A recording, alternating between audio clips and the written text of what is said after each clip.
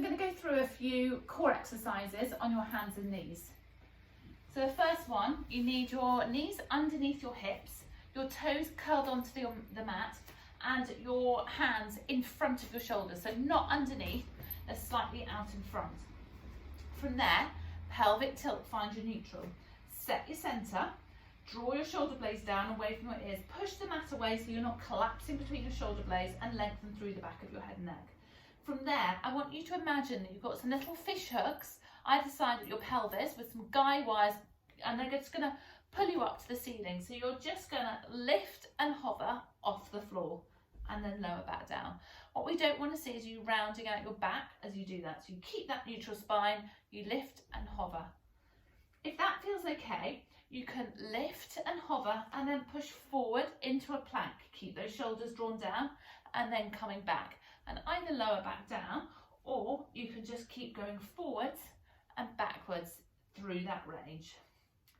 You can add variations such as a press up or a leg lift in this position as well. So keeping in that 4-point position, now just bring your hands back slightly so they're more underneath your shoulders. So in this position, you can work on your core control. So you can just, first of all, keep that neutral, find that neutral, set your centre, and then nice and easy, just lifting one hand and then bring it back in, alternating between one side then the other. Now what I want you to do is you lift your hand away, try not to let yourself drop between your shoulder blades again. So really push your weight bearing hand into the mat to keep that nice position. If that goes nicely, you can then try reaching your leg out.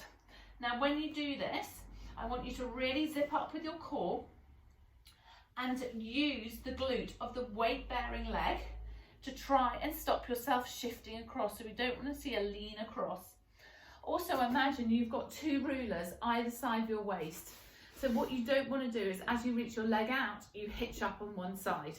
So we're keeping that nice length down the side of your body and keeping everything as still as possible as you reach that leg out. To make it a little bit harder, you can then reach opposite arm and opposite leg. Another nice variation of this is reaching the arm out, and then you can do circles, or you can do windscreen wiper and you bring the arm out to the side and leg out to the side and then back into that midline. Really trying to keep that centre set, try not to drop between your shoulder blades, and try not to shift across with your body, so isolating the movement to your arm and your leg.